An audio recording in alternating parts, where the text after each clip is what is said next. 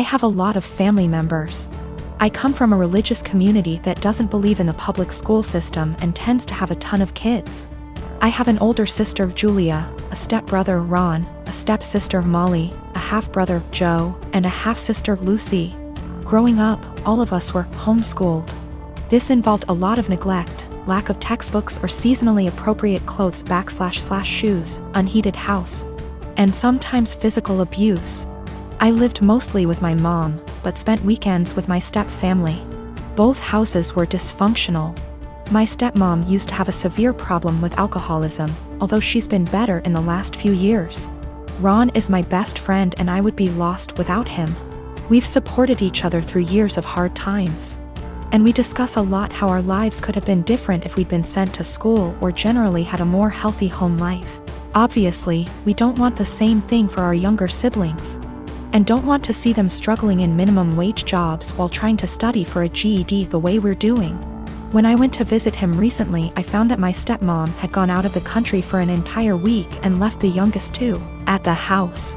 Ron and Molly both work. Molly hasn't been doing any homeschooling for about 2 years, and are out of the house for most of the day and night. I tried to help Lucy with her math homework, but she was extremely behind grade level and kept getting distracted because she had to make lunch or do chores. Joe spends all day in his room playing video games and gets no guidance from anyone.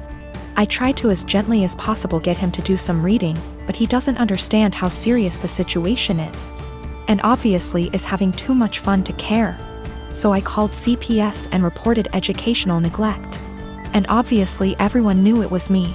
And Ron told me that stepmom said I wasn't welcome at the house anymore and to never contact any of them again. Molly is extremely mad at me. She blocked me on Facebook and doesn't have a cell phone where I can reach her.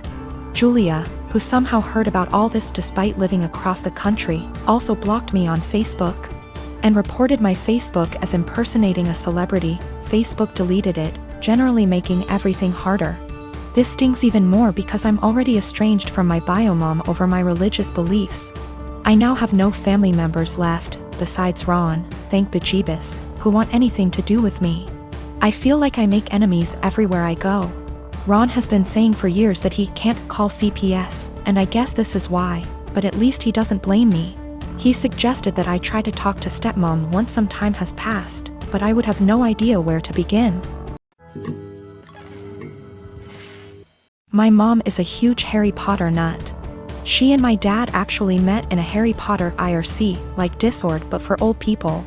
In the early aughts got married, had kids, and from day one decided to embarrass us for life by naming us after some Harry Potter and Star Wars characters. It's honestly been hell. I have a stupid name, and since we were little my parents have forced stuff like Harry Potter, Star Wars, Marvel movies, etc. down our throats. Everything is about dragons and magic and blah blah blah. I'm so sick of it. Every birthday, every holiday, everything is just organized around fandom. So just like every Christmas, the days leading up to Christmas we have to sit down every night and watch Harry Potter movies. I can usually get away with knitting or drawing on my iPad during this, but this year my mom was like, let's just have a technology and distraction-free night every night. I arranged to go over to my friend Missy's house instead for like 2 nights. Missy's family is normal and likes things a normal amount. My mom got really mad and started talking about how it's a family tradition and how I'm basically rejecting her, and went on her whole thing about how you wouldn't exist if it wasn't for Harry Potter. I finally had it and just yelled, I don't like Harry Potter. I don't like Star Wars. I couldn't help it. I started crying because I was just so frustrated, because everything always has to be about Harry Potter, this, Star Wars, that, and now that we're all older they started doing Game of Thrones. Everything is centered around some kind of movie or TV show or book series. Just once I want my family to band around something that doesn't have to do with media or these nerdy things. We live in Utah where we have like 5 national parks, and even though I ask every year for my birthday, well, my sister called me saying that mom was angry and to just come home and to stop with the theatrics. I told her that I'm sick of having all this old nerd stuff cramped down my throat, and just once I want to have a normal time watching normal Christmas movies and not having to pause for lightsaber battles. So me and my husband, who I'll call Jake for this story, have been together for 5 years and married for 3. We have recently started trying for a baby as we both felt like that was the next step in our life together. And 3 weeks ago I got a positive test back. We were really happy and told our families, and now my mom and mother-in-law want to throw a big baby shower for us. It was just super good news all around. Well, 2 nights ago me and Jake were getting ready for bed when he reminds me to go through the house and make sure all the lights are off. Now he can be a little lazy at times. And it has become a nightly routine for me to make sure all the lights are off that he leaves on before we go to bed. I wasn't feeling very well and asked if he could just do it since he wasn't doing anything and was literally standing by the door. He then tells me, "No, this is what is expected of you every night." I was a little hurt, but I didn't want to fight with him, so I just did it. When I came back, Jake goes on this very long and unprovoked rant saying things like, "Just because you are pregnant does not mean anything will change, and you are still expected to cook, clean, and do all the chores every day because how can you be expected to be a mother if you can't handle a little work?" He wasn't yelling or anything, he was talking to me quietly like I was 2 inches tall. I was shocked because I had never heard him say anything like this. The rant went on for about 30 minutes before I interjected and asked, "Well, what do you plan on doing to help me with all of this?" He then got extremely defensive, saying he works his ass off at his job to provide for me and what is going to be our future children. For context, I don't work ATM, my job was not paying enough to justify me going, so I am a full-time college student. He ended by saying that it doesn't matter how I feel physically or mentally, it is a mother's job to push through. And if he helped and babied me, I wouldn't be a good mother. I got extremely upset and started yelling, and I said that, "I wish I would have known this is how you felt before I got pregnant with your baby." There was a moment of silence before he started crying and he left for the night to stay at his mother's house.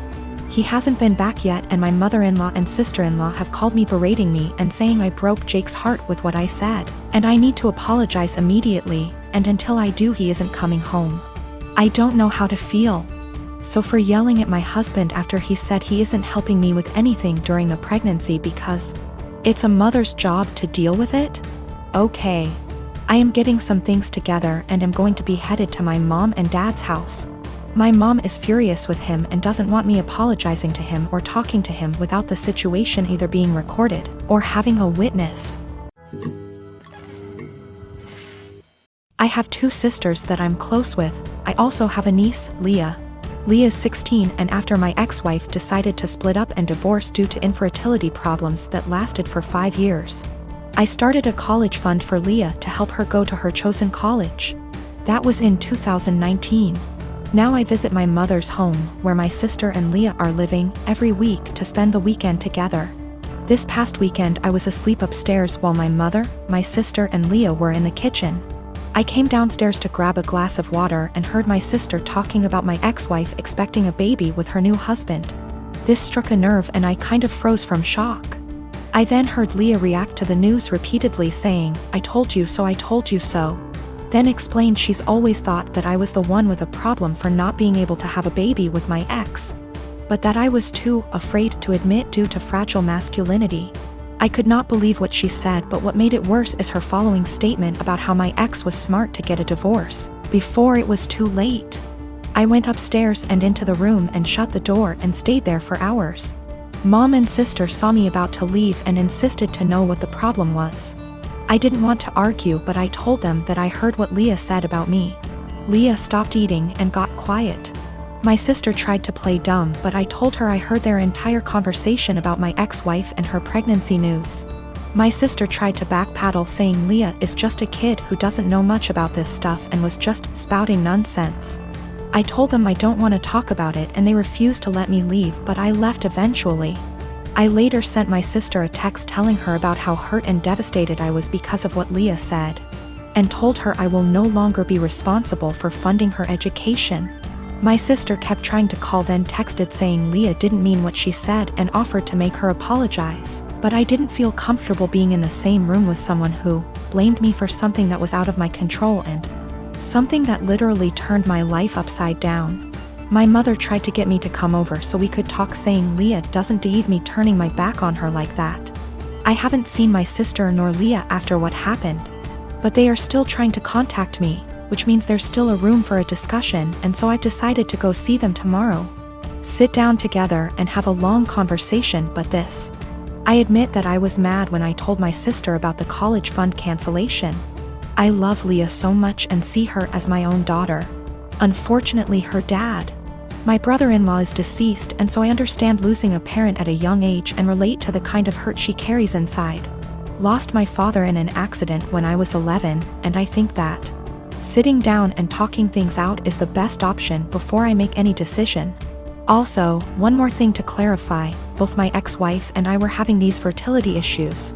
Both sides, but since my ex-wife got pregnant soon after her new marriage, then my family thought that I was the problem originally. It is what it is, and I'm learning to not words get in my head so easily.